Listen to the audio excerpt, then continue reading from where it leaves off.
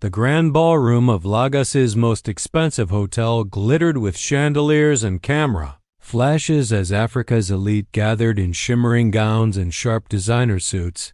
But all eyes kept drifting toward one couple whose picture-perfect smiles hid an unsettling truth. Chike Obi, the billionaire tycoon in a tailored black tuxedo and patent leather shoes, stood tall with the confidence of a man who owned half the city, while his wife Ifeoma, dazzling in a silver gown with diamond-studded earrings and braided hair pinned with golden clips, played the role of the gracious hostess.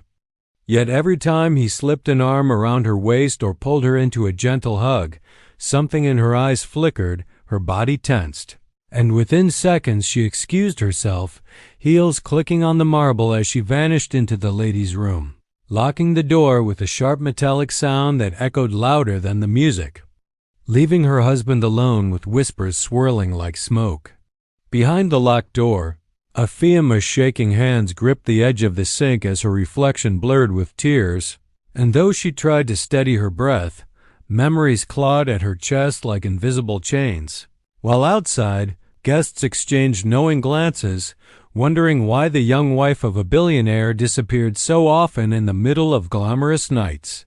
Adaura, the housekeeper in a fitted Ankara dress with gold bangles, leaned toward Emeka, the chauffeur stylish in dark jeans and a crisp bomber jacket, whispering, "Wealth can buy diamonds, but not peace. Madam hides something even Oga's money cannot fix." Chike's sister, Ngozi, bold in her cream blazer and pointed heels, noticed the unease too and later told her brother in a quiet corner, "Chike, you built empires across oceans, but if your home collapses, what victory will remain?" Chike forced a smile for the flashing cameras, yet inside his chest he carried the weight of questions heavier than any business deal. In public, Ifeoma dazzled at charity events. She wore flowing gowns in emerald and gold. At board dinners she charmed leaders with her wit, but behind closed doors, she became a shadow, pulling away from her husband's touch as though warmth itself burned. Each night, when they returned to the sprawling glass-walled mansion that rose like a fortress over the city lights, the pattern repeated. He embraced her with tenderness, she stiffened, and moments later the sharp click of the bathroom lock cut through the silence, leaving him standing in the hallway, dressed in his tailored navy suits or crisp white shirts, powerless before the woman he adored. At first, Chike told himself it was adjustment, that perhaps Ifeoma needed time to grow into the life of being the wife of Lagos's most watched billionaire. But as months turned into a year, the silence became unbearable, the locked door became a wall, and even the staff tiptoed around the tension. One stormy night, when thunder rolled like drums across the lagoon and rain beat against the glass walls, the truth of his frustration spilled. They had just returned from another gala, Ifeoma radiant in a golden gown, her laughter echoing among guests. But as soon as they reached the mansion, his embrace triggered the same ritual, her breath caught. Her smile trembled, and she rushed upstairs, heels clattering, to lock herself in the bathroom once more.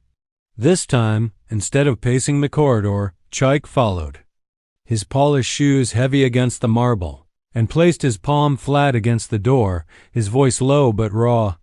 "Ifeoma, if my arms bring you fear, tell me. If my touch reopens old wounds, share them with me. Silence is a prison, and I cannot watch you suffer inside it." Inside, Ifeoma slid to the floor, her gown pooling like liquid gold, her sobs muffled by the storm outside. And for the first time her voice cracked through the door, "It is not you, Chike. It is the shadows I cannot escape." Her words were faint, yet they struck harder than thunder, and instead of anger, Chike felt his chest ache with helpless love. He sank down outside the door, his expensive suit pressed against the cold marble, and stayed there through the night as lightning split the sky. Hours passed, the storm raged, but he did not leave. He leaned his head back, listening to her sobs fade into exhausted silence. When dawn painted the sky with pale light, the billionaire still sat there, waiting. When Ifeoma finally opened the door, her eyes swollen, makeup ruined, she gasped softly to see him still present. He stood slowly, brushed her cheek with a tenderness that asked no questions, and whispered, "One day, morning will mean peace, Ifeoma. One day, you will not need the lock between us." She wanted to answer. Her lips trembled with the weight of confession, but fear sealed them, and she turned away, retreating deeper into silence. The mansion gleamed with wealth.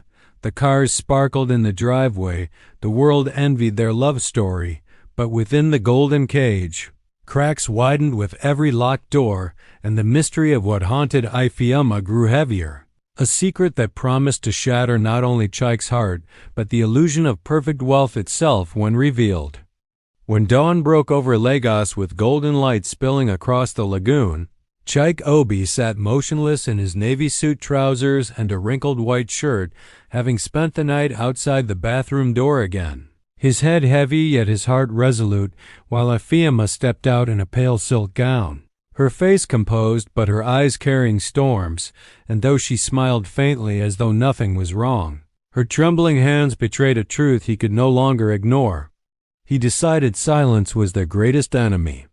So instead of immersing himself in corporate battles, he canceled all meetings, instructing Emeka the chauffeur in slim-fit chinos and a leather jacket to clear the schedule, while Adaura the housekeeper, stylish in a bold Ankara gown, whispered a prayer under her breath as she watched the billionaire pace the marble floors of the glass-walled mansion.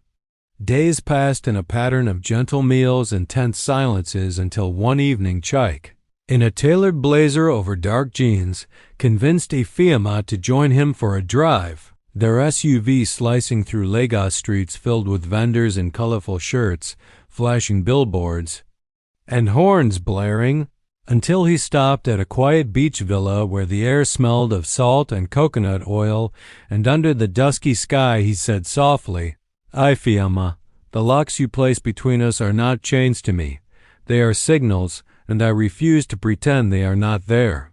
For the first time she froze, her sundress fluttering in the breeze, and instead of hiding she let out a sob, confessing that years before their marriage, when she was still a student in Abuja, she had trusted a man in power, a family associate in polished suits, who violated her innocence and left her with scars no one saw.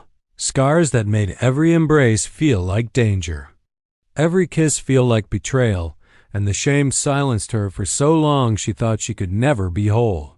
Chike felt his world tilt, but he did not flinch.